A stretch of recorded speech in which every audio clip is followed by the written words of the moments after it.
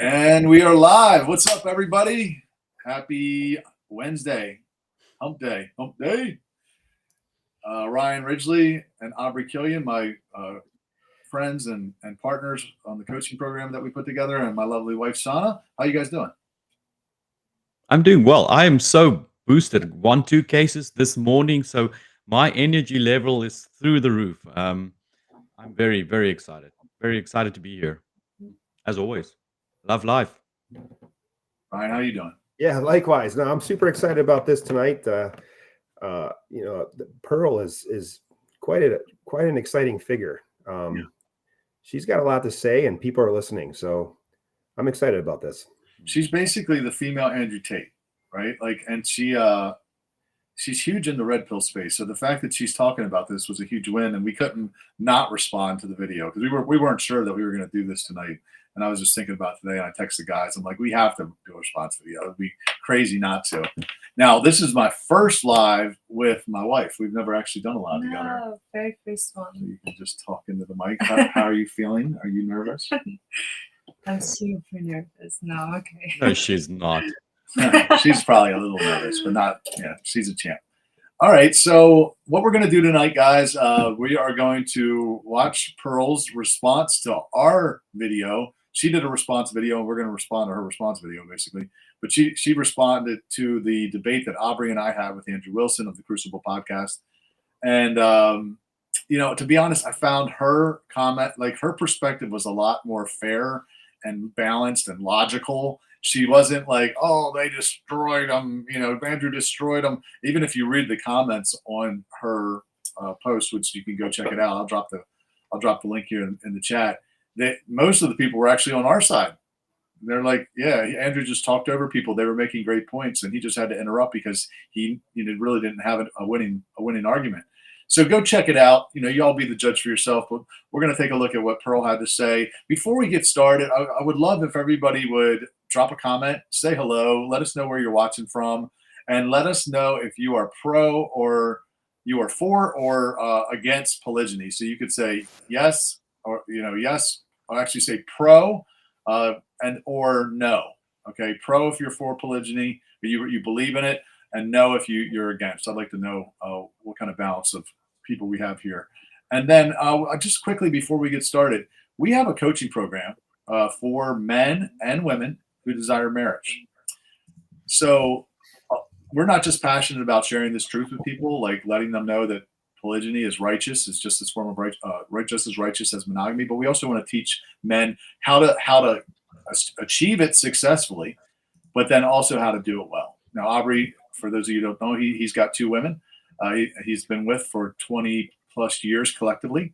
The second for 6 years? Yep. Next year, 5 years with Jolene and 20 years of Rujane. Yeah. And so he's got a lot of experience under his belt with plural marriage, and we bring it. He leads the coaching calls, the men's coaching calls, and then we have the ladies that are in a separate group. And the women need to be coached up in this area because a lot of times they're coming from a very Western, Greco-Roman influenced mindset, and they need to be unindoctrinated. They need to be taught, hey, first off, this is biblical, and this is actually not that bad. There's a lot of benefits. So having that community for women is huge. So if you are out there, maybe you're just kicking the tires even on polygyny. You're just like, I want to know more about it, right? I want to hear the benefits of it. Fill out the application. There's a link in the bio of the description of this. You can fill out the application, and Ryan and I will jump on a one-on-one call with you if you're a man. If you're a woman, more than likely Sana will jump on a call with you, and we'll just talk to you and see if you're a good fit for it. It's actually free for ladies right now, free for the first 90 days at least, and maybe even after that. And for the men, there's just a small monthly fee that we're charging. But we really want to help people achieve. The big thing is, I think, is achieving polygyny, because a lot of guys are like, okay, this is right, but now how do I do it? How do I, tell a woman that this is my goal? So we're working with you through that. But big part of the program is helping you level up as a man and be the kind of man that a woman would share, because a woman's not going to share an average man. And we want to help men not be average. And that's good for the ladies. So please drop a comment. If you haven't already, say, hey, where you're from, and pro or no, pro polygyny or no. Now, let's get into it. We're going to share this video, and we're just going to get started. All right, let's see here. Here we go. All right. Oops. Okay, here we go, guys. The God-ordained structure of relationship that safeguards marriages, families, and ultimately society. Biblical patriarchy found in male headship, provisions, and protections stand as a single most important aspect of safe and flourishing marriages in the West. It provides the structure within which celibacy and religion as divinely ordained practices, reinforcing and justice. In this debate, I will take the position, or Robin, I will take the position that polygyny is morally acceptable according to the Bible and does not constitute sin. Far from being contradictory to biblical values, it complements and reinforces the principles of biblical patriarchy alongside celibacy and monogamy. Together, these practices create a flexible and enduring system capable of addressing the. I'm just going to fast forward here real quick. Let's see. I think the point I wanted to start was right after his opening statement. Scripture. Polygyny, when practiced within the framework of biblical patriarchy, is not only morally acceptable, but also reflects God's wisdom in accommodating diverse needs across culture. When you think about it, this argument, this whole debate is, what do we do with all of these women? You know, they say, okay, maybe we could go back to forcing them to get married. Arranged. You're forced. You have no choice. You want your family's inheritance? Arranged. But then the men get together and they say, well, what if she doesn't like? Do we really want to force them to sleep with someone they don't like? And if they don't want to do it, should we really impose that on them? So they okay, all right, scrap that. But when we let them do whatever they want, they keep sleeping with the same guys. Maybe we just legalize that. I mean, what? I mean, these are what society's wrestling with. Do we force? Or do we let the ladies choose whoever they want? And we all date the same men.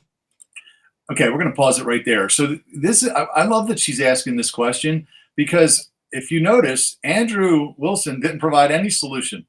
He just is like, no, you're wrong. That won't work. So what's the answer? Is it just continue doing what we've always done and expecting a different outcome? Isn't that the definition of insanity? So, she proposes, she's like, well, what else is there? Is there forced monogamy? So I don't know. I don't think that's a good solution. What do you guys think? Well, I think, Rob, we stand with both with the debate as well as Pearl's comments. There's a stark contrast between. Aubrey? Yes, sir. I think you're going to need to switch to the headphones. You hearing that, Ryan? Seems so. Ryan, you take over. I'm just going to do the switch. Okay. Having some tech issues. Go ahead, Ryan.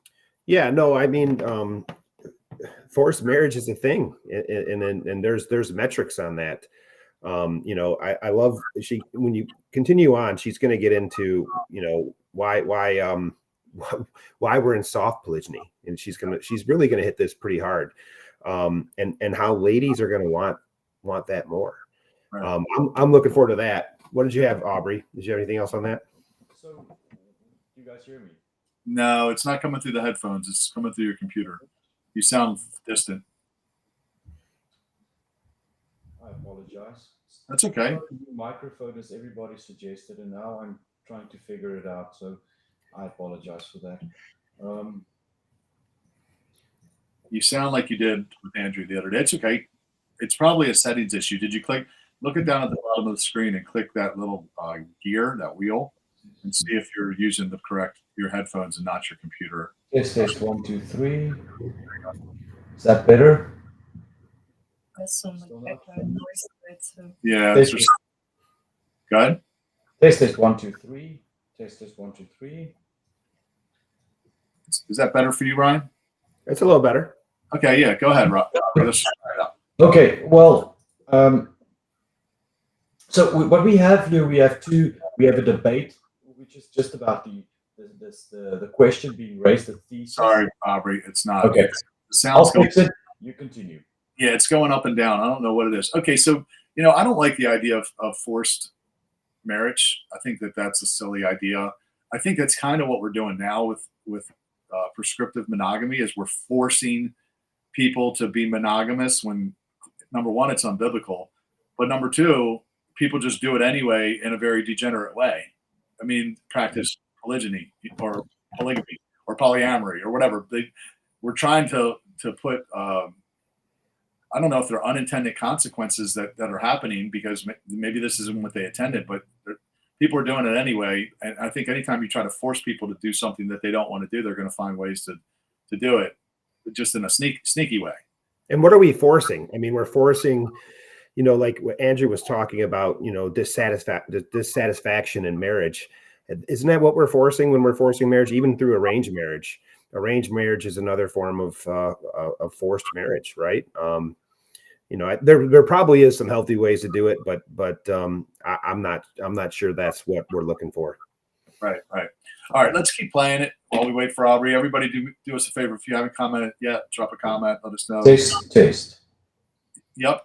Keep talking. Better. First. Is that better? Is that better? Just wanted to touch base, or am I still coming back in and out?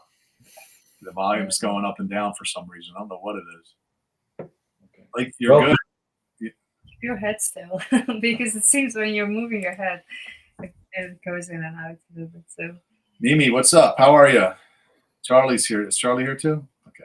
Anyway, let's go back to let's see what she has to say next. She's shared several good things, so we're gonna try to get to it all. There we go. I'm not saying one's better or worse, right? My opinion changes nothing. The Muslims are going to do their thing. We're basically in soft polygamy now. Under 30, women, date all the same guys. Then over 30, and that age is rising. In Ireland, it's around 35 years old women get married, so it's going to keep going up. So, the ladies are the ones that want the polygamy more than the men. Yeah. And that's the interesting thing. Polygamy is seen as something that the men want. No. If tomorrow they said, ladies, we're going to make being a side chick a crime and cheating a crime, right? We're going to make it illegal. Tomorrow, you will be stoned to death if you cheat on your wife, and you will also be stoned to death if you cheat with a married man. Do you know who would protest first? The ladies. I mean, we love the show Scandal, right? And the show Scandal is what? About the president's side chick. Why do women love Monica Lewinsky? I don't make the rules, right? But I can describe what's going on here. Let's pause it there. Okay, what do y'all think about that? Do you think she's right? Do you think that the women would be the first to protest if they did this? Absolutely. Taste, am I in? Can you hear me well? Is it better? Much better. I think the good Okay. one's better. Okay, so let me attend to the first question here. Let's say if this is legislated and we're going to start a massive chain stoning of people that practices adultery, we're also going to see shows like The Bachelorette completely cancelled, because you know what, The Bachelor, Bachelorette. I mean, Bachelor, for instance, had 75% of its 4.5 million viewers were women. Yeah, it's a show about women watching other women in a group pursuing one man. And at the end of the day, that is exactly what we have happening at this moment with soft polygyny. We have serial monogamy happening across the globe. I mean, if you want to look at monogamy and its definition, it is one sexual partner for the rest of your life. That's the definition. And so we have basically serial monogamy, whatever that is, but it comes down to, it's equated to soft polygyny, where people and women and themselves are having sexual intercourse, and because of their being hypergamous, they seek high valued men, and they keep on trying to level up to find either men that are financially stronger, men that are more successful, whichever the reason may be. There's numerous ones, but at the end of the day, women are constantly seeking to improve. Now, coming back to the last statement, and what I wanted to mention before I couldn't get before I had my microphone sorted out, we see two aspects here. We see a debate purely driven on the question being asked, and there is really no thought by Andrew or to find a solution. It's pure just debating. It's a game. There is no real life application for him in this. Whereas Paul is actually looking at it and says, listen here, these are practical questions that we have to start being asked here on the 21st century. What women want, what men want, and how women are throughout this wave of third degree feminism have actually reached a position or a stage in society where we see a complete collapse of society, because women have just eventually came to a point where they realize they're not quite sure what they want, because women, as we know, are paradoxical creatures. Yeah, you think? Sana, I'm curious to hear from you, where she said the women are the ones that want polygyny the most. What do you think about that? well, first, okay, I hope you can hear me. Yes, good. All right. So first, like, if you had asked me this probably like a half year ago, I would have said no way. Like that, I would say like it's all for men, and But I really changed my stance on that. So the more I learned about it, the more I actually saw, and I think she goes into this too later, is where there are actually a lot of benefits for women. And this whole idea that I mean, she's very right. We do already share men. Like, we all want the alpha, we all want the top man, and we don't really want to settle for anything less. So it is true that if you can't get that, then that would mean that women just have to settle for average or like below average, and nobody really wants that, I think. Yeah. Okay, so the answer is yes, pretty Yes. much. Even though they don't know it. They want it, but they don't know it. I think also one thing that we see here is, if I may chime in, is what John Sonna just said, is we see that how women look at relationship really change over time. We will see women in their 20s, early 20s, very much they want something for themselves. They probably just left home and they wanted to create their own little kingdom, and in doing so want to engage a relationship with a man that is going to be a safe, stable, but also a safe space for them to enjoy life. But as you see, as women get more engaged with men and society and life, they realize, but there are a lot of challenges that they have to navigate. And women in general's psychological departure is self-preservation. So when we look at self-preservation as an aspect for women to navigate their safety, they're constantly seeking out that man that's going to be acknowledged by society, because if society recognizes him as a stable man, surely that's a security measure for the man to continue down that pathway, or financial, or whatever the reason she may want. But at the end of the day, it's her finding safety. Now, as she progresses through life and she reaches her 30s and 40s, you'll see she comes more to the point where she wants to be a bit more practical. She wants to have systems in place that benefits her life, because now safety has shifted from her directly and functionality. And it's a natural way for her to work with older children, children that are starting to establish themselves. So it's part of that natural development of a woman to achieve that point with older children. But now we see women not married at that stage, and your older women find the practical utility thereof very helpful, as opposed to your younger women in society. Now, I think you're right. I do think, though, that if you ask most women like what they really want down like in deep in their heart, I feel a lot of women, they kind of would say like, I want the alpha, but I want him all for myself, right? Like, it is somewhat attractive if you have an alpha and he can get other girls, but he chooses you, so that like it makes you feel very special, and then you have that man. So but at the same time, I think a lot of women, they want that, but they also see like in reality that's hard to achieve. And then Rob talks a lot about competition anxiety, and I do think that's a real thing too. So I think if you lack competition anxiety, there is a good sense of anxiety in relationships, and I think that's not spoken enough about, but that is important for women. So once they learn to see that, they'll be like, oh wait, like maybe this isn't like I am actually more attracted to that alpha because he can still get other girls. And then once they learn more about polygyny, like first they're probably very turned off. They're like, no way, I'm going to share and I want this all for myself. But the more they start to learn about it, they'll be like, okay, maybe there are practical benefits to it. Maybe it is true that we are already sharing a lot of men. Like while we're out dating, men are dating other women too. So we're already used to that idea. And then we just take that further. I want to just mention, apologies, Rob. I just want to mention something. I'm a registered Gallup strength coach, and so I work a lot on with people regarding their personalities and positive psychology. Now, I just want to mention competition anxiety does exist, but I found that competition anxiety really exists with people with high competition in their profiles. People with high woo, for instance, will definitely navigate this relationships in a completely different manner.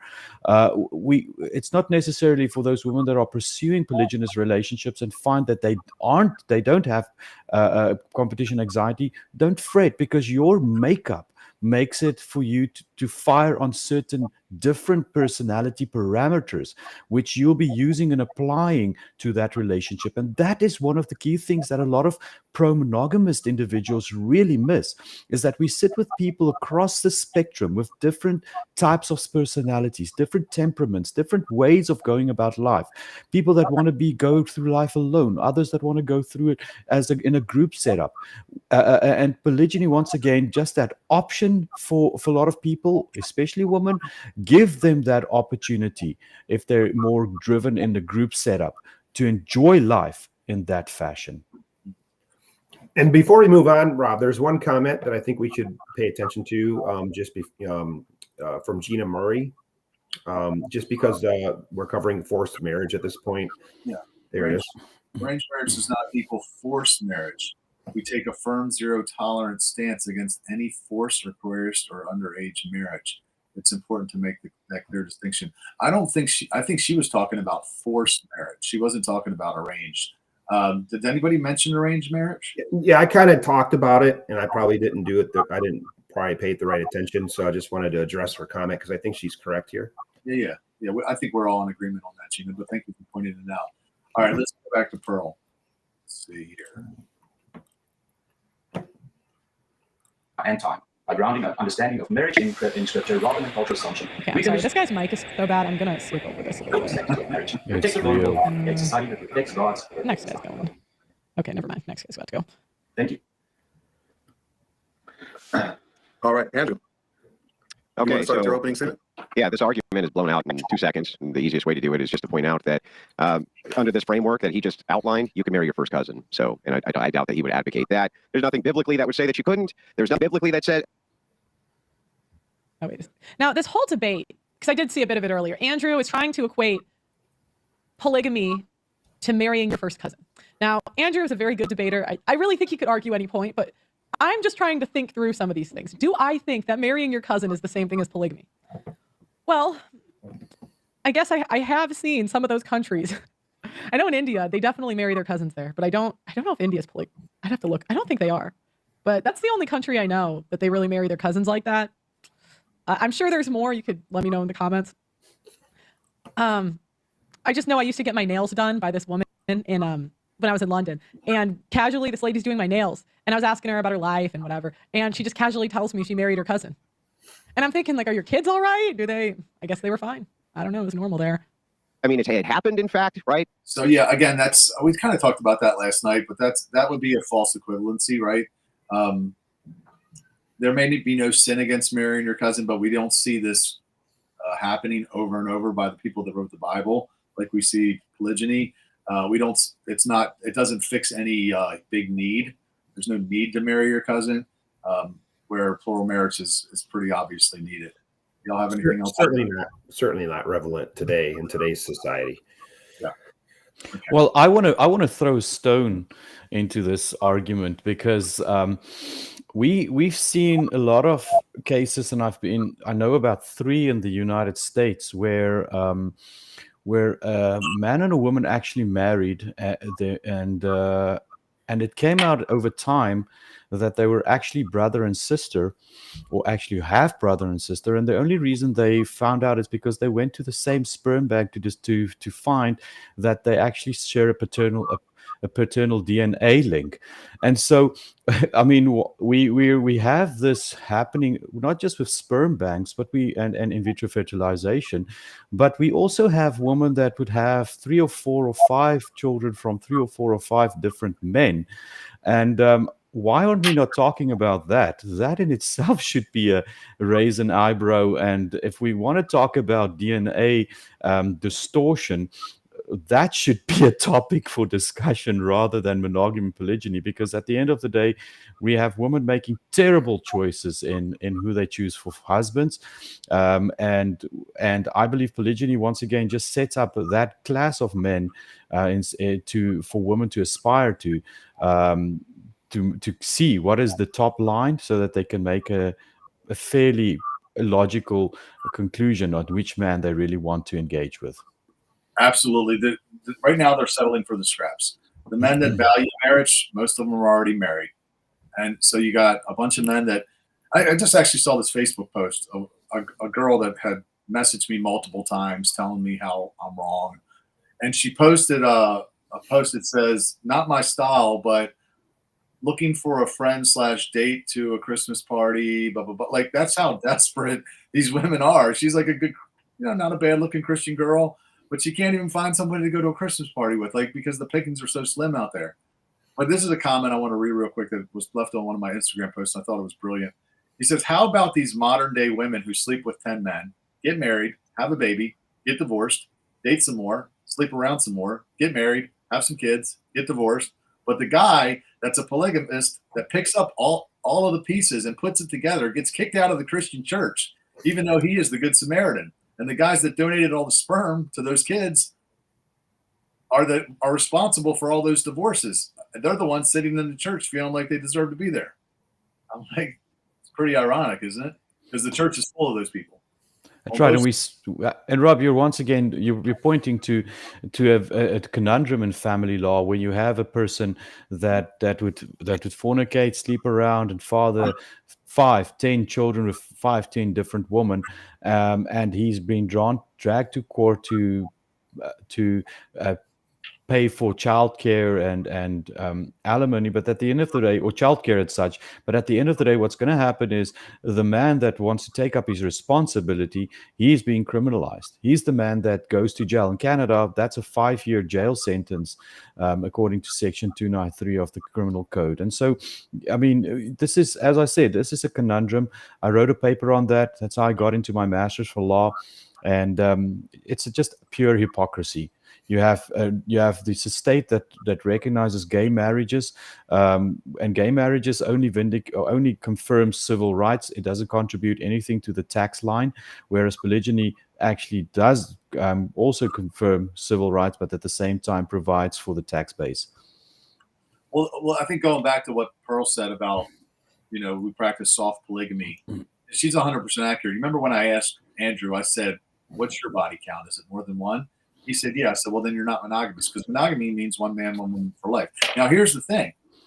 And he was like, "So what? Just because I don't keep, I don't uphold the standard doesn't make the standard wrong." That wasn't the point. The point was it's an impossible standard, which is why it was never in the Bible. Not only did you not do it, nobody does it. No, we lie to ourselves and say we're monogamous when we're not monogamous at all.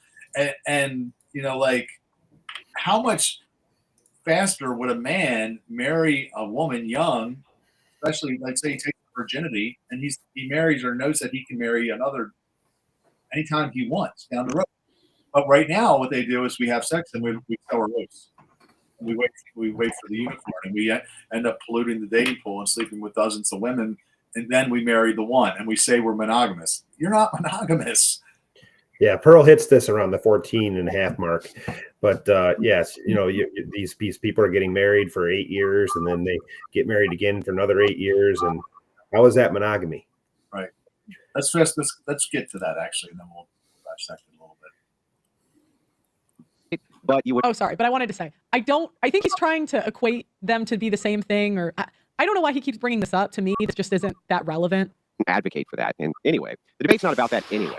I'd like to take a second to point out that the debate isn't over if polygyny is against Christian ethics or not, though I'm sure at some point we'll touch on that. For the sake of the argument of the debate of can it save the West, pull that back up, please. So here on our nice polygamy map, these are the countries where polygamy is allowed and some not. Now, I don't think this matters, where it's allowed, where it's not allowed, because, again, we're in soft polygamy in the United States. Whether you like it or not, the dating app data is clear. It is so clear. We are in soft polygamy. People are sharing partners. So I don't know if the laws really change anything. When marriage is 7 years, you could say, okay, for that 7 years, they were monogamous, but what about the rest of their life? Do you just get a get out of jail free card because you did monogamy for a little while, then went back to polygamy, then back to Is it really monogamy if you're in it for 8 years? Good question. Is it? And the answer is no, it's not monogamy. Now, one question I'd like to pose, okay, the map, because that was a strong point that he made, and one that I personally wasn't really ready to defend. Why doesn't the map matter? Because he's showing that polygyny doesn't have positive outcomes in all these other countries. I don't think you can compare it because this is America and it's different. You're comparing like third world countries. to America. And I'm also looking at the problems that we have to deal with right now, with 1 in 3 children being in fatherless homes, the big imbalance of women to men in church, the fact that half the women are going to be single by 2030, and logically, I say polygyny would fix that, because the men that are already married could take on more women and cover them and their kids. Why doesn't the map matter? What are your thoughts? Well, I actually I looked this up too before I married you. Like I looked into some research to see if there's like what the outcome is. So there isn't that much research. I mean, not that I could find that so much research on it, but I do wonder though, like the statistic that he pulled up, like whatever is causation, whatever is correlation there. So, like you said, is it just because the overall standard of living is lower, like poorer health qualities, all those things? Because that will affect, of course, happiness of women in general. Now, I'm not sure if there was if it was like correlated for that, or if it's direct causation. If it were direct causation, I wonder if that could be because it's not practiced in the right way. Because I can definitely see how polygyny could also turn into a big mess. I don't think that's a question.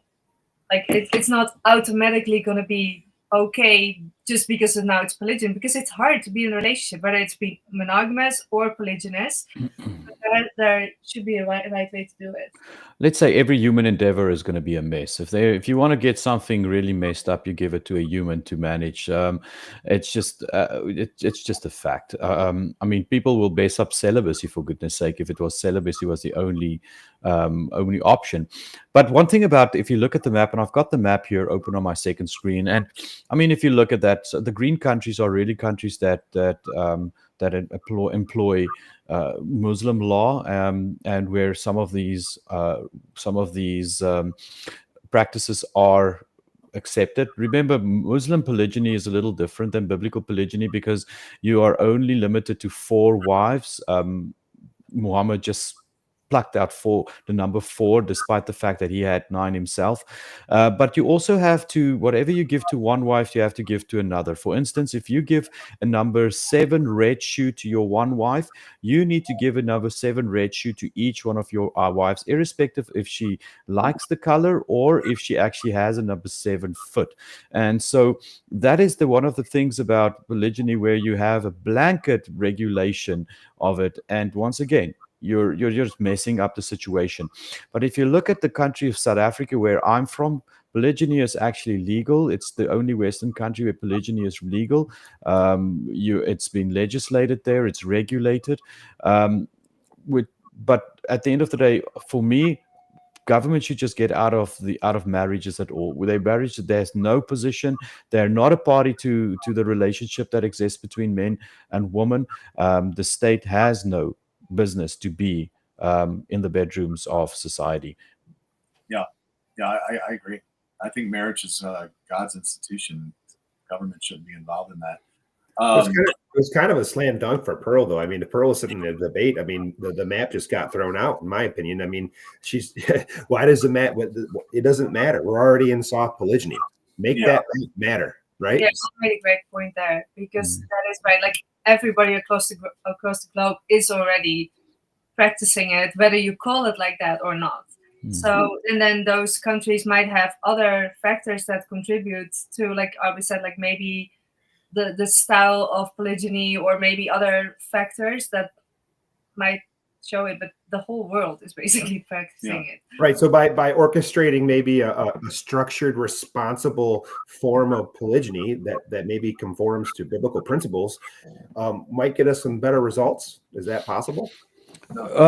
I think, good question. I think one of the things, though, that shows, just once again, where Andrew was contradicting himself. He is, as I said, a very strongly confessed paleoconservative, Greek Orthodox, and both of them, as I mentioned previously, are very much influenced by cultural dynamics in their policies. And so for him to show consistency. If he argued this from a South African point or an African point of view or any one of the Muslim countries, he should be arguing in favor of that, which once again shows the fallacious argument and inconsistencies in the position he took. I have a clip here I want to show you guys real quick. I think this is relevant for us.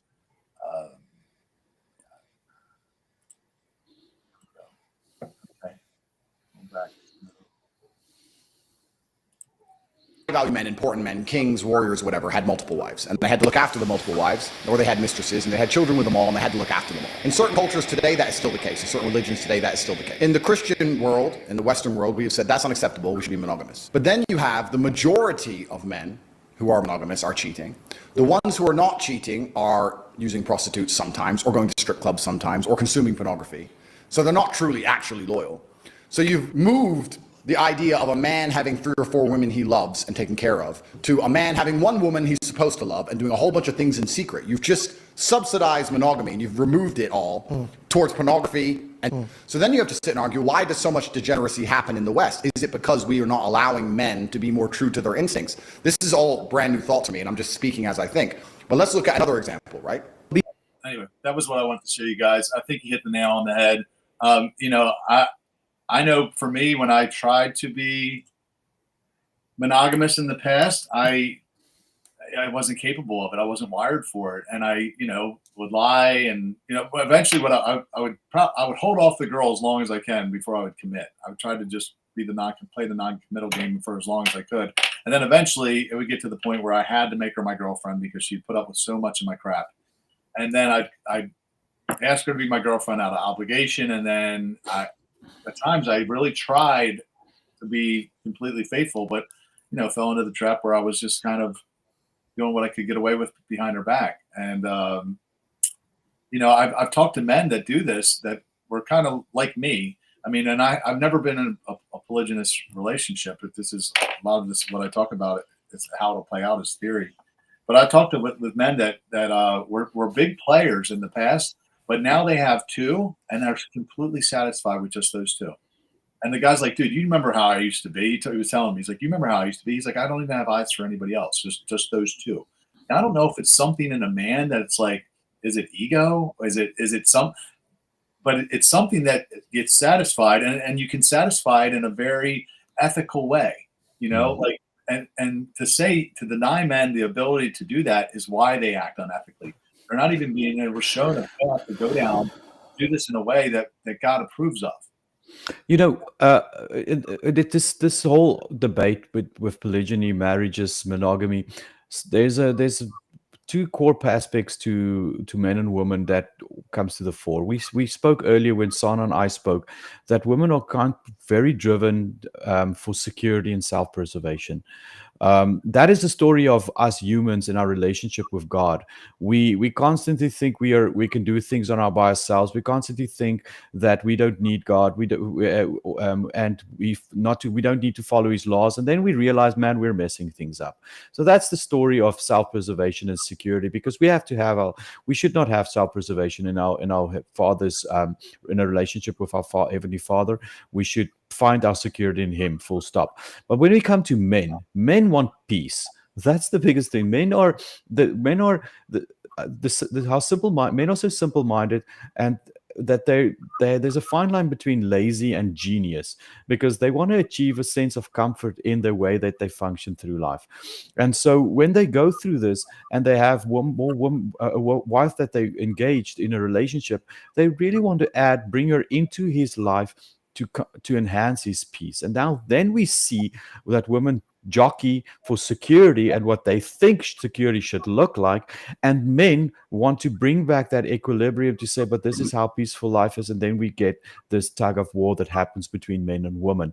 But what we see when it comes to polygyny is that man has to work a little harder. He has to make sure that he actually elects the right woman with whom he engages these relationships, because he's not going to get to a point where he is going to add a woman to his house that's going to destabilize his peace, because it's just going to lead to a mess and obviously a complete disintegration of that household. Yeah, and I think also, oh, go ahead, Sana. no, you go ahead, Ryan. I'll go ahead. I was just going to add, that you also see when in this pursuit of security, women that end up divorced or they end up single moms, maybe they were never married, they just end up a single mom. In their pursuit of that security, they have to continue to bear all the burdens for themselves. There's no more multiple women being covered by men and provided for, protected, so forth. Their fathers have left them to the world, sent them off to college or whatever else process they went through. But their pursuit of security ends up them bearing all the burdens, and they were never created to bear the burden. So I just wanted to add that one point. You gonna share? Yeah, so I think what you have to realize that you have to make the distinction here very clearly, that has to be done in a biblical way. So that means that because a lot of times people bring up the argument, yeah, but it's only for the man, so he can just sleep around. So in case Rob, he's like, oh, he can just not be faithful, so now he has still an excuse to go sleep around. But that is not our agreement. Like if he wants to bring another woman on board, he has to marry her, which means, and then him and I waited, and we agreed to he will wait with any woman that he'll marry. So in order to do that, it takes a whole new level, because it will mean, like you said, Albert, it will mean lifelong commitment, basically. And he can mess up too, what we have, if he doesn't do that right. So it's a lot of responsibility for a man. Very much That's so. absolutely correct. Yep, which is why people prefer just to say they're monogamous and cheat, because it's a lot easier. It would be like if for a man, if you just want to sleep around, don't marry a girl. I mean, every guy knows this, and this is why guys are not marrying girls. I mean, marrying them is a lot more responsibility. If you just in it for sex and just go sleep around, and so much easier. Yeah, it would be a lot easier. Sex has never been as cheap as it is at this present time in life. I mean, women don't. In the past, women would get paid for sex. These days, they just give it for free. Not the type of woman that I want to my household, but I know the woman that want to be with me. They value relationship. They value stability. But what they do value is they value my vision that is in line with that of our Heavenly Fathers. I actually respect a prostitute more than a slut, because at least the prostitute is paid. I mean, when you're a slutty, you're stupid poor. Like at least you could at least got some money. You just gave it away. Like you're not even smart. But no, I mean, if that wasn't one of when people say it's all about sex, really what they're saying, and is what I said to Andrew, is they're saying that the only benefit a woman bringing on a second wife would have to a man is just for sex. He's just saying that women are only good for sex. That's what they're saying, essentially. Now, to me, it's like it becomes so clear when you go back to the beginning and you see God gave Adam a mission, and he said, I will make a suitable helper for him. So if a man has a big vision and he needs more than one helpmate, maybe you need a woman that's good, for one thing, and somebody else that's good at another thing. That to me just makes sense. And in the process, those women get a covering, especially when you see how many women don't have a covering. It's so, we got the dots need to be connected. And right now they're not. So, Ryan, did you have something? Look, you were wanting to say something. Nope. I agree with you 100%.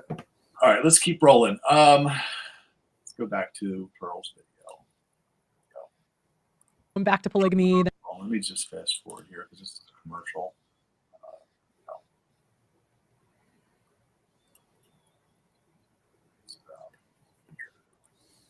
.com. 99% of it is polygynous. It's polygynous. I would like you to note that the red, where it's somebody's got some sound coming through. Illegal, are the host countries with most immigrants from the countries in green, where it's legal. The United Nations actually cites polygamy as a primary cause for the instability for various reasons, which we can get into. And the UN itself doesn't even recommend polygyny as a cultural attitude to be outsourced, which is amazing because they basically do it for almost every other attitude. There are multitudes of anthropological studies backing up this point. So many, in fact, it was actually overwhelming. Let's go over some of the quick bullet points. Polygyny destabilizes societies, according to these anthropological studies. Dating pool right now. Okay, so he's talking about the challenge that does come with polygamy that we're seeing now. Okay, I just decided want to I was gonna use the mention whiteboard, but I Rob, decided to make a chart. Yep. We see Andrew raising the studies, the anthropological studies regarding polygyny. Those that come from England, those that have been developed in Canada and the United States, are very Western centristic.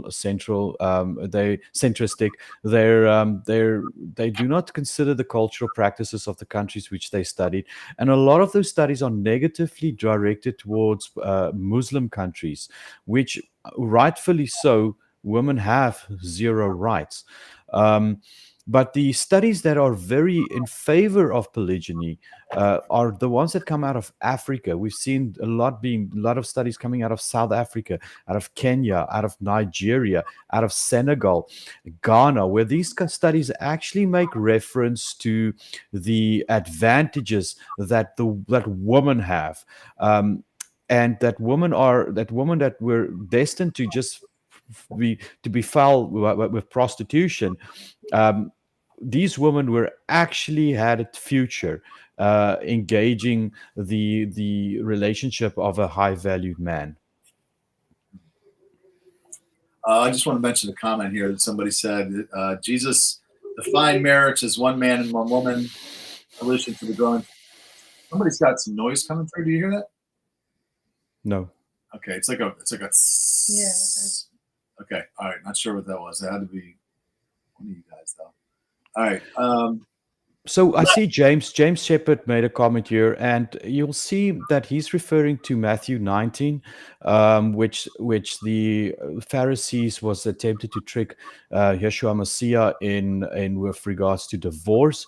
What he does is Yeshua Messiah goes and he echoes what is written in Genesis 2 verse 24. Now, once again, within seminary schools, we don't even know if Genesis 2:24 really establishes a marriage, but that's not the key. The case here is that there's nothing that limits a man from having more than one flesh covenant with a woman. We see that we need to see what James is not doing is, and you can see that he didn't, and I would invite him to study the subject because I have been studying the subject for several years and I'm doing my PhD on it. But at the end of the day, when you look at that, you'll find that it's regulated by Exodus 21:10. It's regulated by Deuteronomy 21. It's regulated by Deuteronomy 25, or incidentally created through levirate marriages.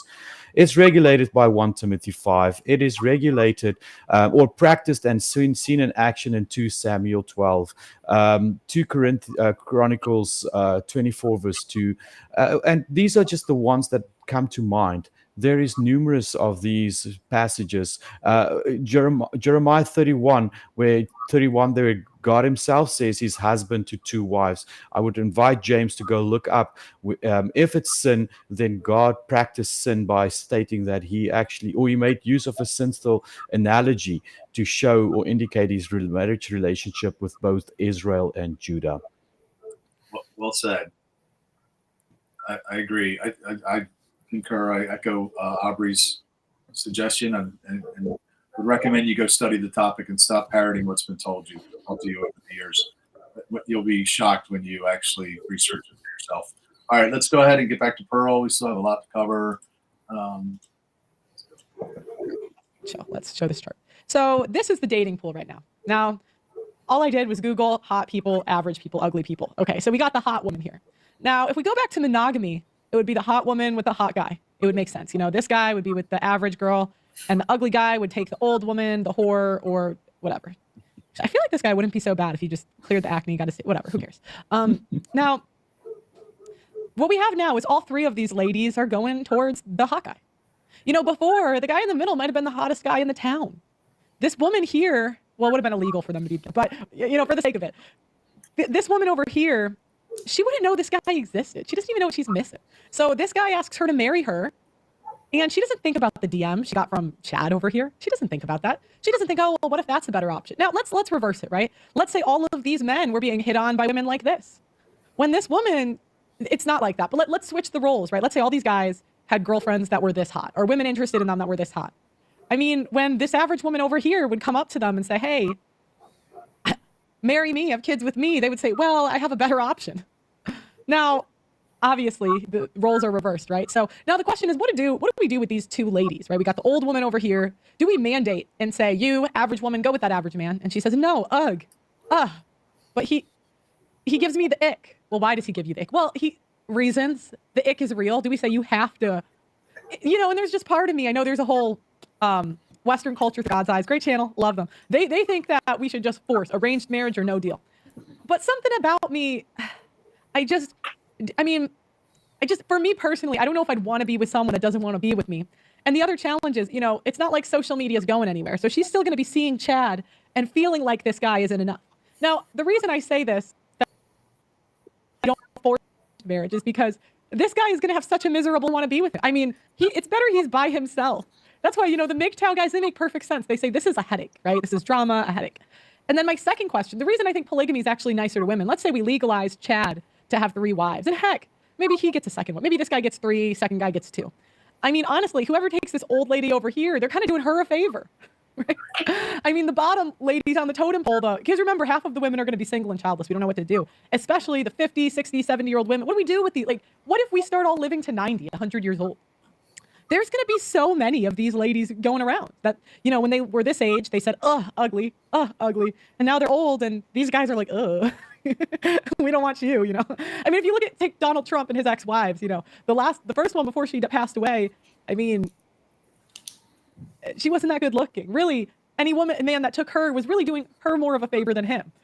So these are the questions. What to do with these ladies? Do we force them? Do we at 18, 20 say, you must go with that guy, regardless of how much they don't want to?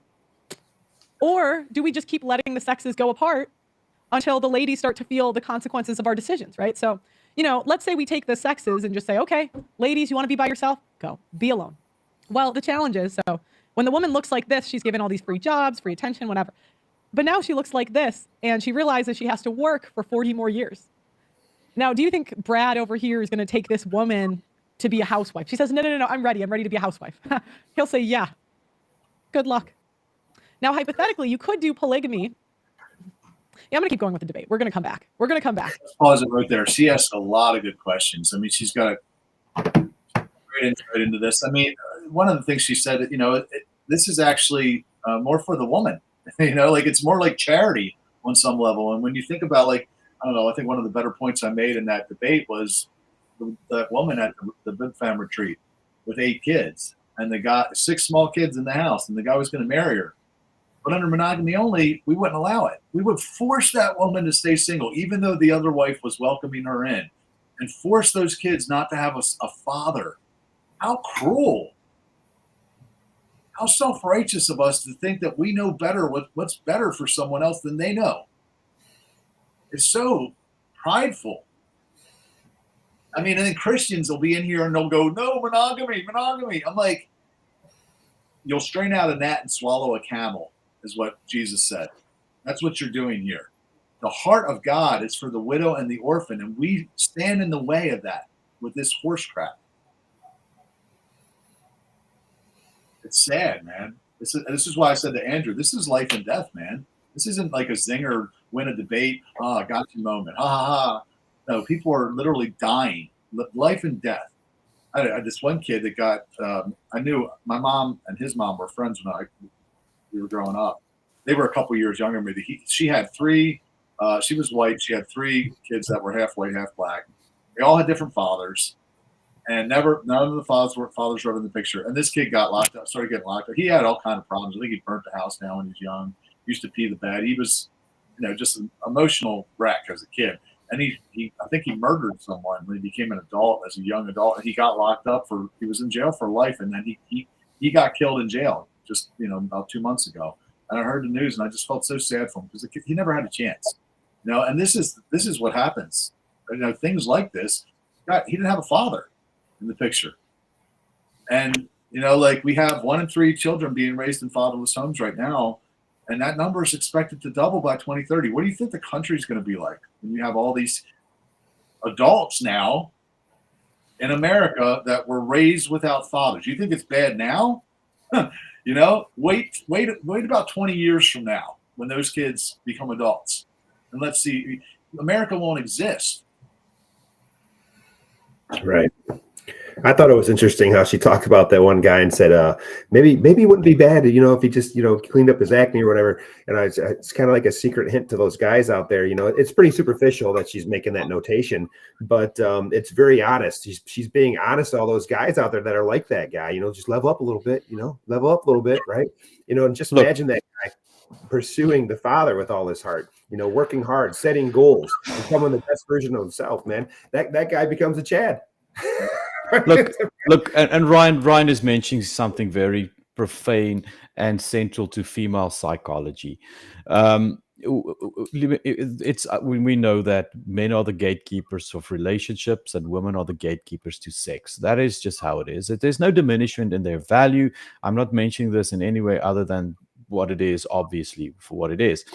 But once again, I want to come back to self-preservation. I want to go to the security of a woman. A woman does everything in her life to make sure that she is secure. And so we've seen first wave, second wave feminism and the sexual revolution, which really destroyed that inherent drive for women's self-security. In a sexual, we see as women women were made to believe like men and be sexual promiscuous. And that eroded women's security measures completely to such an extent that we see women have no security measures there. Now, one of the things here that Ryan talks about, cleaning off the acne and just being more presentable, is already a 90% improvement of your image when you're getting into the dating pool. Because women do look at those things. We as nice guys, we go through. I'm one of the nice guys. By the way, my two ladies, Regina and Jolene, would tell me, Aubrey, you can't flirt to save your life. And it is true. I cannot. I am serious. I've tried it. Regina actually told me once just to try it. And the joke was on me. I cannot flirt. But the fact of the matter is that we as nice guys that cannot flirt, we go about these relationships, we try to think, man, the woman will see what a nice and good guy I am. And then what they realize is, no, women it's just not good enough, because you know what?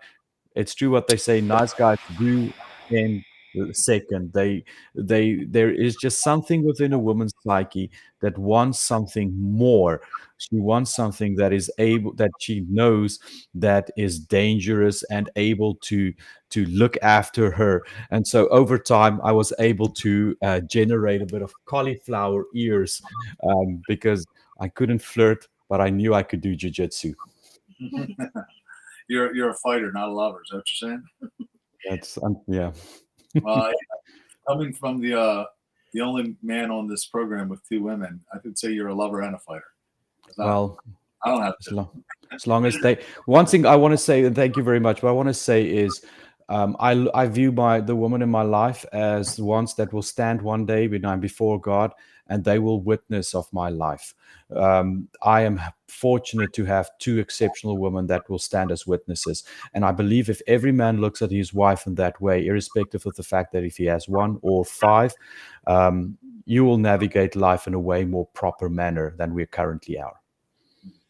All right, let's get back to scroll video here. Let's see what she's got up for us next. About half the boys in polygamous cultures need to be ejected from their community once they reach puberty to sustain this imbalance, and these are called lost boys. Major problem with political instability in these countries. If most families can't get by the way, on one income with only one wife and 1.6 kids, how many men can afford multiple wives and many children? Well, the answer is almost none. Yeah, okay, so then he makes the argument that the men can't afford the wives, and I actually thought this was a moot point, and I'll tell you why. I'm going back to my polygamy slide. Now, a lot of people will say, how will the men afford all of these wives? Well, remember, we're in 2024. Men have a soft man era now. The men can actually, they said, the men got together and they said, ladies, they said to this hot woman over here, be a mother, go have my children. And she said, nah, I'd rather not. I want to go do other things. And so, they don't really want to put a gun to the young women's head and make them if they don't want to do it. But this lady over here can go make $40,000 a year and have one kid, throw that kid in public school. She could still hold a job. Woman number two over here, he could get her pregnant, right? That's wife number two. I mean, again, most kids are in public school. Throw them. I'm not saying they should be, but I'm saying it's 2024. I'm trying to work with what we got here. So, now this woman here has a kid. She brings in $40,000 a year. That's 80K. Now let's say Chad over here makes 50, right? I think average guys make 50.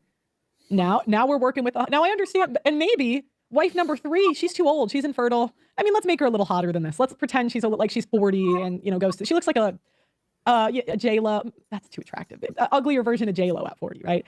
But she can't have kids anymore. But she could still contribute. You know, we have these ladies that they can't have kids anymore, but they can bring in 40K, give it to the guy, or contribute to rent, right? Mm-hmm. I don't know if the money argument is going to stand because there's too many jobs available to the ladies. You can be a housewife with a stay-at-home job. I mean, we're finding out that the government employees the last, decade haven't been going to work or really working. I mean, everyone kind of knew that, right? So, I mean, he could send Shirley over here to go make $40,000 a year for the government and work from home and do nothing. I mean, there's all these jobs that are given to us for practically doing nothing. Wouldn't it kind of make sense for the woman to go get the easy money rather than, making Brad, or maybe this guy in the middle, he hits 45 and these ladies said no to him, at 25, but now he's 45. He got a cool dirt bike, a motorcycle, now we love the motorcycles, or maybe he got, maybe he got a dog. He got something that just brought the ladies back in. Got a little, silver fought, whatever. So now the ladies are back. They said, Brad, please, or chat. We know this is Brad. Brad, please take us, right? So, and maybe Brad doesn't want kids. He says, I've seen one too many of my friends get absolutely ruined over having children. No kids, but I do want some company, ladies. I mean, I don't see, everyone says we got to go back to traditionalism. Do we really deserve traditionalism? I mean, what's in it for the men now? They get 1.5 kids. Maybe if you get like 6 or 7, you get 1. I'm going to pause it there for a I mean, daycare. I'm going to pause it there for a second. She said, do women deserve traditionalism? And that's a great, this is kind of the point that I made up with the scarcity of virtuous women argument. It's that women haven't protected their purity. So for them to demand lifelong monogamy from a man after they've been giving it away to multiple men before them is just unrealistic, right? So you're not going to get men lining up to buy the cow and you've been giving the milk away for free for years. It just doesn't even make sense. Now, the money argument, that she said doesn't stand up, I applaud her because it's easy to see through that one. This is a video I want to show here that made a lot of sense. I don't care. I think that polygamy will actually solve a lot of the baby mama, baby daddy drama that happens in the world. Now that I have your attention, let me present my case. So I started off by watching Couple to Thruple, and that's on Peacock, right? It's about couples that want to add a third person into their relationship to be a thruple. And then I couldn't get enough of what the polygamists had going on. So I was being nosy in their business, and I found Sister Wives. So then I started watching Sister Wives. And during me watching that show, I realized that sometimes the Sister Wives would show up with their kids or have kids within the Sister Wife polygamous situation. So then I got to thinking, and the synapses in my brain made it all click together. A lot of times, especially in the instances where the baby dad be double dipping, going back and forth, confusing everybody, the baby moms is beefing, the kids is beefing, the kids is fighting each other at school. That's a real story I heard before. Why doesn't everybody put their differences to the side? Because you're sharing a man, just bring the man in the house. Bring the man in the house. It'd be more money in the house because now it's going to be 3-4 of y'all in the house contributing to the bills. Y'all can all live under one roof. Y'all sharing the man is no stress. A problem arises, y'all just talk it out. The kids get to have a regular family structure. Hello? And that's it. I rest my case. Man, you gotta love Black America. There's just the way they can express themselves is just so unique. Oh my goodness, it's precious. It's common sense, man. It doesn't take a genius to figure this stuff out. I mean, yeah, it would help with the bills in the same way a roommate would help with the bills. Well, and even if you, as a woman, would like to be a stay-at-home mom, you have a higher chance probably on a polygyny than on a monogamy, because really, I mean, I know women who don't want to work, like they want to be stay-at-home moms, they want to be housewives, but it's practically impossible because everything's so expensive if you're just the two of you. And then if you would bring in another wife, you can actually choose as a woman. Like if you want to focus on your career, you go ahead. If you want to stay at home, then you can negotiate amongst each other, and because you have more income. Absolutely. I agree. It's like what's funny to me is I really feel like Pearl destroyed another one of Andrew's arguments. I mean, she killed the math. Now she's on to talking about the money situation, and she says, how many jobs are out there that women can sit at home and work? Like, Right. and bring in 40K. And it's just, you do the math. She's got $130,000 now you got in the house. I mean, how is that not better than the scenario with just the man working? Right. Well, and even, I mean, this is the reason why people, for example, in bigger cities where the cost of living is so much higher, they have roommates. So because we all know it's less expensive to share a house together and share the bills, and we're all working and then put it into one pot, then just like it all goes to the same bill than just us like being by ourselves. Absolutely. Not to mention the common sense piece, right? Where Rob was talking about it and Andrew attacked him for it. It's a little bit more than common sense, Rob.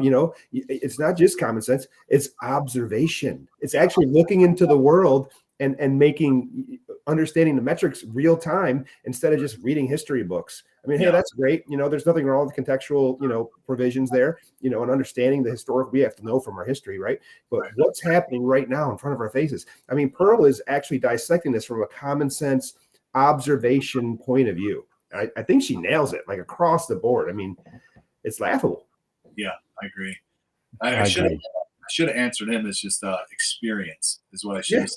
Because I lived this life. I saw the Chads sleeping with all the women, and they were not asking them to marry. They weren't, and the women were wanting it, even if they had their hope was slight. They didn't have a lot of hope that they were going to ask, but they were holding out for the commitment, thinking, if they treated them good enough and waited long enough, that they'd be able to wrestle them down and wear them out, and then eventually he'd commit. And sometimes they do. I know friends that were big time players that are now married in a monogamous marriage, and they live in lives of quiet desperation. But I think the majority of the time they did not get the marriage, but the men weren't asking. That's the point. So what typically happens, as we mentioned yesterday, is the women eventually hit the wall. They lower their standards, and they marry a guy that they weren't looking at 5 years earlier or 10 years earlier, because they were sleeping with the top tier men that they didn't have a chance of getting a commitment from, or not much of one. And none of those women are going back to traditionalism. I mean, you know what I mean? So it's not really go back to traditionalism. It's more like, let's get back to the biblical values. Well, the answer is, again, what to do with those women now, because the world is full of them. Those single women they dated and slept with a bunch of the top tier men. So the most logical thing, and it's biblical, is to let the top tier men or whatever, just take your hands off of it. Let the market do what it wants. Stop trying to control it. If women want to do it, if they decide, 3 of them decide they want to marry one man, let them. Why would you not give them that right? You talk about women's rights. This is a woman's right. You're taking it away from them. Their body, their choice. They give them the right to choose. I'm pro-choice. You should be able to choose whatever man you want to marry, whether he's already got wives or not. Why would we take that away from them? It's not helping the matter. All you're doing is funking up everything up. So I don't know. That's all I got. All right, let me go ahead. Let's keep going. We still got a little bit more, and then we can wrap this up. Let's see here. They're state funded in some states. I'm not saying that's best for the kids, right? But I'm just trying to be pragmatic here. Okay, I'm gonna keep going. So I don't know. The money argument, to me, there's too many women that don't want to have kids, where they could be a second, third wife, hypothetically, and just not have children. I mean, that's kind of what we're doing in the soft polygamy era anyway. Children from polygamous families report higher rates of aggression, behavioral problems, likely to be less competitive, confusion with parental roles. Wives end up with more mental health problems from unequal treatment. Now, he's saying the wives are going to end up with mental health problems. Well, I mean, 1 in 4 women are on SSRIs in the United States. We have mental health problems anyway. I don't know if that's I mean, I don't know if we can attribute that to polygamy in itself. Social media, maybe. But, when 1 in 4 of the ladies have it, I can't that's going to be it. Favoritism, unhealthy. Ryan, is that something you wanted to comment on? I think you had something for that clip, didn't you? I just think again, it's such an easy win for her in the column. I mean, she just destroyed his argument again. It already exists, Andrew. It's already here. Mental health problems is already a thing. How is polygamy contributing to that, right? Well, that's one thing that definitely trips me out, is when you hear people say, "Oh, kids in polygynous homes have, whatever kind of problems, or the women or whatever." I'm like, is it better than them being alone? Is it better than having no father? Because I would never make that argument. We know what the studies are for fatherless homes. They're terrible. Aubrey, Well, so I believe when he cites the BMC pregnancy and childbirth study here regarding the issue with mental health problems with women in polygynous relationships, and they did studies in Africa and so. And the situation here is it's actually a manipulation of data, because you see a lot of these women. It's women at low financial ends. It would have been if she was a polygynous woman or a monogamous one, or she was a prostitute or alone. She was already suffering from mental health issues because of the position she occupies in society. This is the same argument with regard, or the real difficulty we have, and in my PhD studies, to get proper data with regards to polygynous families, because simply one thing is that everything we know about polygyny is either in a Muslim context or a Mormon context, or it's a bunch of idiots marrying child brides. You see, this is you always hear the bad of everything. I mean, that we can have that same form of argumentation when it comes to monogamous relationships. We do very seldom read about the successful monogamous relationships or the successful polygynous relationships, because you guys, it just doesn't sell. There is just nothing marketable about that. And so, honestly, this is a very poor argument based upon manipulation of data, and these have already been peer-reviewed and have already been determined to be studies that really have not a lot of value in them. James Shepard, you do not know the Lord, hence why you cannot understand his teachings. This is the number one tool out of the tool bag of the religious playbook, is to question your salvation. Say that you're playing for the other team. That's exactly what they did to Jesus. James, well done. That's what the Pharisees did. They said he has a demon. This is what you're doing. And Rob, this is what happened in the 15th or 16th century with a town in Germany that was practiced polygyny, that the Protestants and the Catholics together worked, despite the fact that there was massive animosity between the groups, they actually worked together and they exterminated the whole town. It's very well documented. This is the only time that Protestants, Catholics actually worked together. They killed every person in the town because this town practiced polygyny. But yeah, thou shalt not murder is pretty clearly in the Bible. All right, let's go one more clip, and then we're going to start to wrap it up. Okay, so go. This. Lack of trust, lack of marital satisfaction. Also, can I? Not all, but he probably happy in their marriages as we thought, because when we got we have this idea that women were brainwashed by feminism. I don't think the marital satisfaction is bad for the polygamous places. Well, we tried Christian monogamy. Oh, sorry. And the only way they went as we thought, and they weren't as happy in their marriages as we thought, because when we got the freedom to do anything, they left.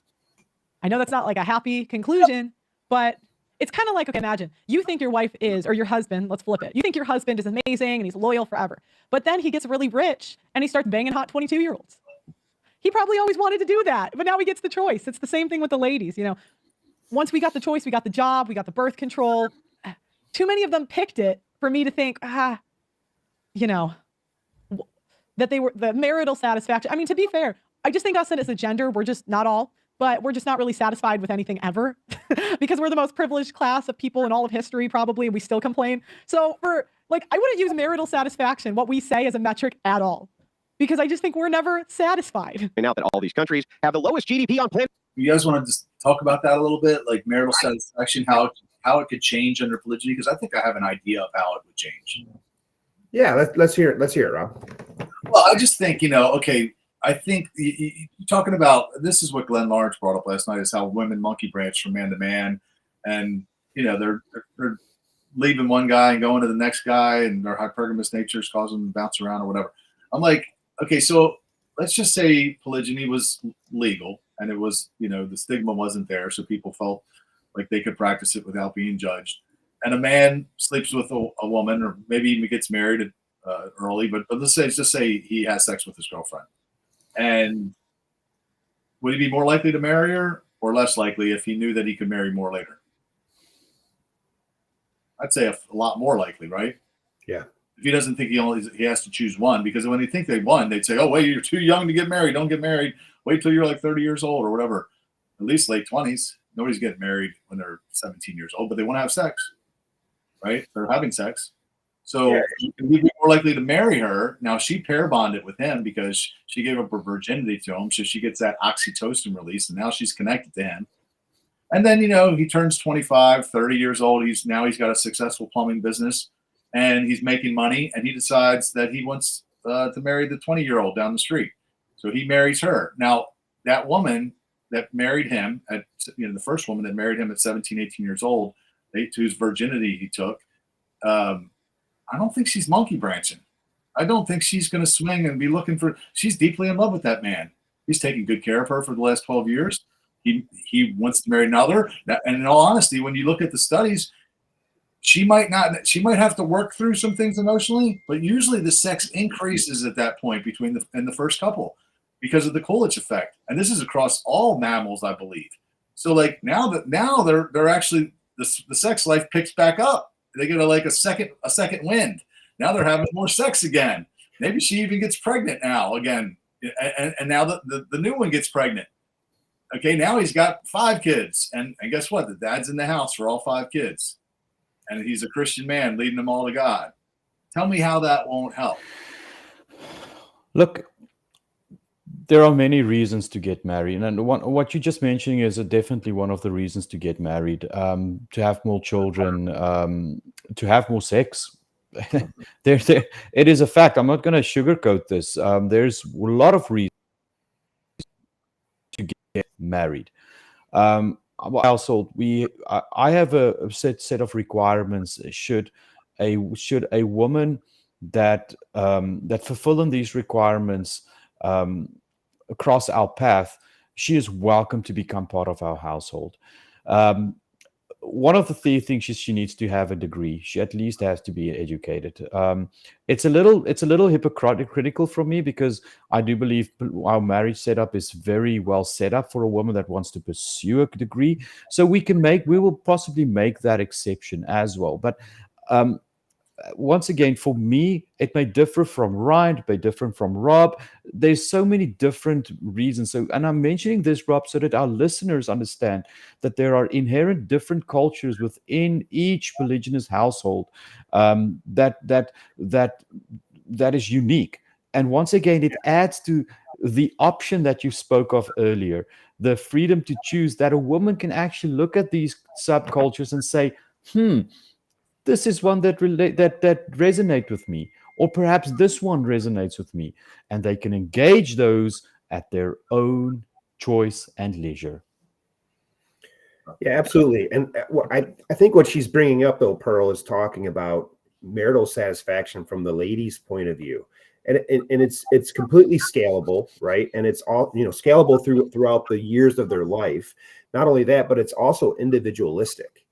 Right. I don't know. Sana, do you got anything to offer on what does that look like for a woman that, how does it scale up as you age? Right. And then how much is it based on an individualistic approach when you're talking about marital satisfaction or just satisfaction in a relationship? So here are some of my thoughts. So I think that as a woman, I was thinking about something else, and now you asked me this question, so now I have to go back in my mind. But I was like, let me face my thoughts real quick. You go ahead, because I was going to say something and I lost it. You lost it? Okay, Yeah. No worries. There's still a little bit more to watch. You want to jump back in, or do you want to? Go ahead, Ryan. You got quiet there. Say it again. I think you're muted. Yeah. Sorry about that. 3320. What's that? Oh, 33. Yep, timestamp 3320. We can close it out here. Here we go. Let's do it. Okay. Going back to the share. Here we go. Okay, let's go. I'm just going to go. Oh, I got it again. So I think a lot of women, like if you go, like you want to have a man to yourself, right? And a lot of women think like the polygyny. I can see why a lot of women think polygyny is a bad idea. Like, how can a man take care of more than one wife? Like, how can I not be jealous? Like all those things. But if you really do it in a biblical way, I think that's where it comes very important. Like the Bible talks very specifically on how men should treat their wives. And I'm going to hold him accountable to him. Like, I don't care how many wives he marries. Like, he needs to take care of me. Like, he promised me that. He promised me to take care of me in a very biblical way.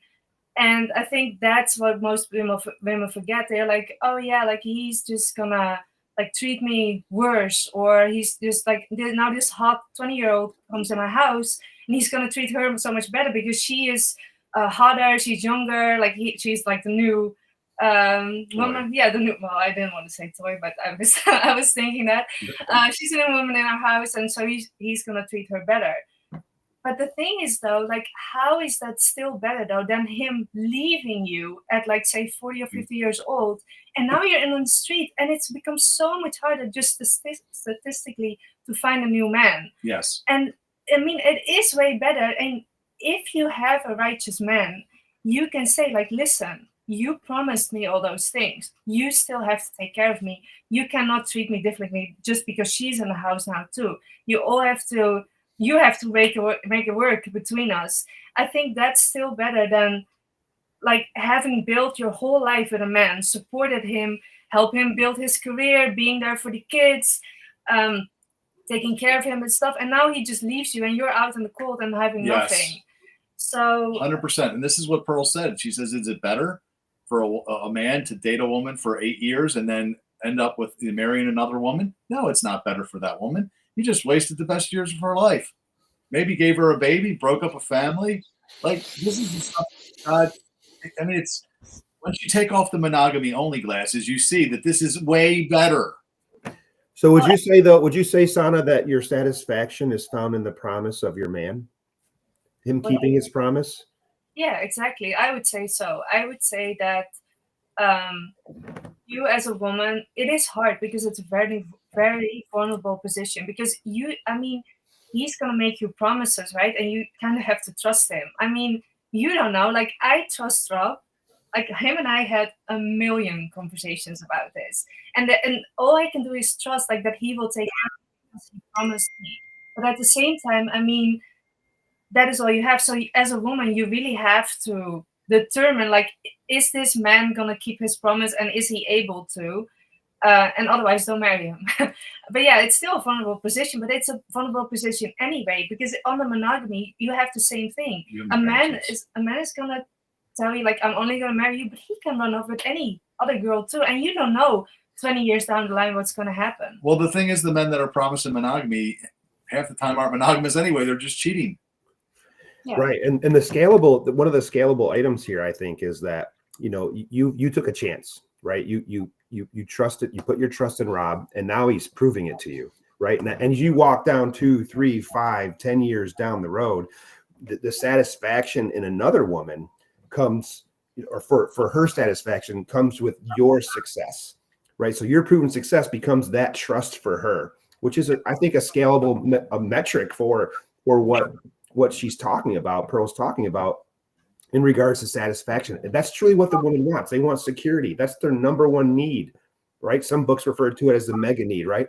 So if that's what women are truly after, how is biblical marriage not a great example for that? I would say it's security, but it's also, I would say, argue that it would also be like feeling loved and feeling special. And I think that is exactly why women have a problem with this, because they automatically assume that if another woman comes in, you won't have that anymore. So you cannot feel loved and special anymore with another woman there, like only if you're the only one. And I don't think that is automatically true, but it's up to the man too. There's a big task for him too, to treat everybody equally and to make that work. Because if it's only about security, then yes, you can run off with just an average dude and he can give you security too. I mean, but that's not only what you want. You also want a little bit passion. Yeah, passion and like a good looking man and I mean, this is exactly why women don't want to marry the average dude, because they want a little bit more than just that. And I'll just say one last thing and turn it over to Aubrey. I think you might have something. I think it was Rich Cooper said in his book. He says many women would rather share an alpha than, share an alpha than have a beta all to themselves. And really, when you think about it, they're already sharing the alphas. It's just when they get older now, they marry the good guy, the good provider, the safe guy. But then, a few years later, they get bored, and 85% of the time they file for divorce. Wouldn't it be better if they just got the man that they wanted in the first place, got the alpha, and they just shared them? And there's no lying. It's like, listen, I told her I'll never cheat on you, and I'll never divorce you. She was talking to a friend the other day, and about this whole, the whole thing. And I think women often compare it to monogamy. Of course, you don't want your man talking to another woman under monogamy, because he might kick your ass out of the two-seater and let her get in. But under polygyny, you don't have that problem, because I'm never going to leave her. It's a lot more security. Aubrey? Yes. Once again, this comes back to what drive women and what drive men. We have women driven by security. She would, if she engages a man that is polygynist, and she knows that he will act right and do right with her or for her, there is the security part. Once again, polygyny has, and once polygyny, not for the mere sake that you practice polygyny that you are a secure man. Don't get me wrong. I refer back to what I said earlier. If you give something to man, they will screw it up. That is just, but you will have men that will put value in their house, value in their relationships, and they will provide the necessary security to the woman that is required. We have seen men that are successful in monogamy. We will see men that will be successful in polygyny. But what you have is you will have more women mathematically have access to men that are security to them and to their children. Ryan, did we get to the clip that you wanted to talk I think about? one more time step at 33:20, I think is the last one. Okay, let's do it. I think we're almost there. Yeah. Okay, here we go. We're at 32:42. Let's just watch it. Many easily pointed out issues here. One, if more women than men are in Protestant churches, yet there are less virtuous, is that the already small pool of virtuous women will marry the same virtuous man, creating an even smaller pool of virtuous women. That already happens. That's what I say. We're already in polygamy, right? Okay. So when I was in a Protestant church for I was kind of nosy. I wanted to see what was going on. You don't think that the guys in the churches, it's like the guys in the band, the guys on the guitar, the ladies, we love the musical instruments. Or, the one, it was interesting because I was in this church, right? And this church was probably 80 to 90% female. They did like a dating thing in the church and where they were trying to set people up, whatever. And even though it was 80 to 90% female, the women would get set up with a guy and they would still reject him. They're like, we want a Christian man. And then they would say, here you go. And they're like, not that one. And then the ladies would get together and they would say, oh my gosh, there's one woman. She was like a 30-year-old virgin. Alleged, who knows, right? But she claimed. And it was crazy because she was really pretty, but they would say, what about this guy? Is he good? And then she would say, well, I just think she would think that her faith was better than his faith. And I would just keep thinking, what more does this guy get? He's at church. He volunteers. He's in the band. He reads his Bible. What are you doing that makes you so? And then it would be like, well, he tried to have sex with me. And I'm like, yeah, well, he's a guy. That's what they're going to do, I'm like, what, do you want him to be a saint? You're old. You're not, And so I would still see the same thing, even when it was all women pretty much. So I'm going to read comments. If you guys have comments. All right. What do you guys think about that? Any thoughts to share? She just summed up. So hold on real quick. She just summed up what's happening in Western Churchandy right there. She summed it up 100%. That's exactly what it looks like in the church. And there's no solution. Or is there? Right. Listen, if you're a woman, you go into church, you will add moral values to your life, but it's not going to change who you are as a woman. The same with a man. You're still going to have the desires. You're still going to want to do things. It's not going to change. You may, over time, develop the necessary control to navigate those urges, but you're not going to change who you are, because that's how our Heavenly Father created us. We were created to couple. We were created to engage in relationship. Blessed are those men that are celibate, and they can be celibate for the rest of their lives, because, man, you have some control and a lot of men don't. But enjoying enjoying your wife or wives as they've been created, Father God envisioned that, and He wants that for us so that we can provide children and raise them up to be godly children. And and we can have some good sex too. I think God wants us having that. So absolutely, y'all can have the celibacy. I've done that for way too long. I'm gonna stick with the biblical marriage. I'm enjoying it very much. But this is a good time to conclude. Thank you all for tuning in. Actually, let's just quickly mention the coaching program one more time. We do have a coaching program, unlike any other coaching program in the world, I believe. I don't think there's anybody else that's doing what we're doing. And it's to help people that their goal is polygyny. Not necessarily. Some of the men just want marriage. They just want to be married to one woman. Some are single, but some men are married to one. Some have more than one, and they're looking to add. But we are helping them achieve that.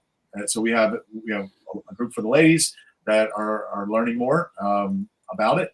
And at some point, we're actually going to do matchmaking. So fill out the application at the link in the bio. I'd love to jump on a call with you. It's not free for the men, but it's not expensive. I think you'll be pleasantly surprised. But I would love to get on a call with you guys and tell you more about it. Anything else from you guys? I want to say thank you very much for hosting this, Rob, and for all our viewers that have participated in the chat. We've seen a lot of debating going on. It's very much the same old debates that we are used to. You may be just new to this, or you have some experience. We want to say thank you. For those that are concerned, the anti-polygynist crowd, listen, go study the word, see what it says. Do not just regurgitate what you've been taught. I was there. That's how I came to this until I was challenged by the facts. Do your own study. But never, ever, remember, you will know a tree by its fruits. Do not have a topic like this diminish your fruit. Treat people with respect and treat them with the necessary love and care, because that is the example that Yeshua Messiah placed for us. Oh, we lost Aubrey there. Ryan, are you there? I'm here. Can you hear me? Yep, we can. Yep. Yeah, I just want to say thank you to you, Rob, and well done to Pearl, by the way. My hat's off to Pearl. She's really opened up the eyes of, I think, of many people, shedding some light on the truth of this subject and how biblical marriage can matter. And it really, let's make marriage better, the way that it should be, right? I mean, marriage was designed from our Creator for a specific reason, and it's been attacked and destroyed. The continuous attacks on the family structure and the family nucleus is dying. And more eyes need to be on this. We need to have hearts for the orphans and widows, the widows and orphans. And this is where it's at. Sana, did you want to add anything, my lovely wife? No, okay.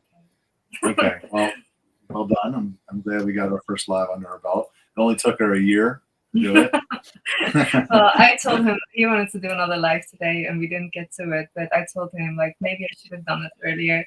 It's just that there's a lot of things that she's worked through to get to this point that would have been good for her to share with the women out there, which is why we have the coaching program, because we want to help you work through these things. The best way to do this is just get somebody that's a little bit ahead of you, or maybe a lot ahead of you, and let them tell you what they did right, what they did wrong, and then learn from their mistakes. Yeah. So that's what we're trying to do. Definitely. Like I said, there's definitely it's a whole process to get there. So even a year ago, I was in a very different place, and I didn't even know if I wanted to marry him, but I'm very glad I did. I love Aubrey's shameless plug that he mentioned. He's about that he's maybe looking to add. So if there's any ladies out there that are just want to learn more about this, maybe you're not sure, or maybe you are sure. You're like, hey, this sounds like a good deal. I wouldn't mind being introduced to a family or a man that's looking.